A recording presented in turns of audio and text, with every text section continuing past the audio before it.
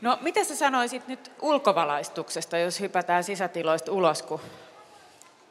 Niin kyllähän mun mielestä se valaistus tavallaan pitäisi, siinä on sama asia tämä tasapaino kuitenkin kyseessä siltä, että ei pitäisi olla liian kirkkaita pisteitä ulkotilassa, eikä toisaalta, että ne johtaa siihen, että meille syntyy semmoisia tosi jyrkkiä katvealueita.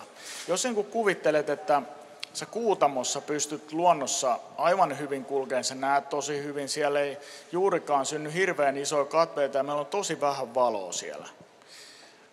Kuutamo, se on oikeastaan aika kirkas, mutta sitten kun sä tuut tämmöiseen kaupunkiympäristöön, siellä on vähän huonosti kontrolloitua valaistusta, missä välillä häikäisee ja syntyy niitä semmoisia valopisteitä, jotka vie sulta näkökykyä sitten. Ja mitä vanhemmaksi tulee, niin sitä vaikeampi on enää sopeutua siihen ympäristöön. Tosta mä en tiedä mitä.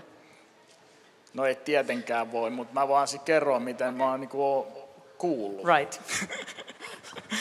niin se on varmaan se juttu, että ei saisi olla liian suuria kontrastieroja sitten ulkotilassa, mutta ulkotilahan on oikeastaan kodissakin semmoinen, sehän on oikeastaan osa sisätilaa.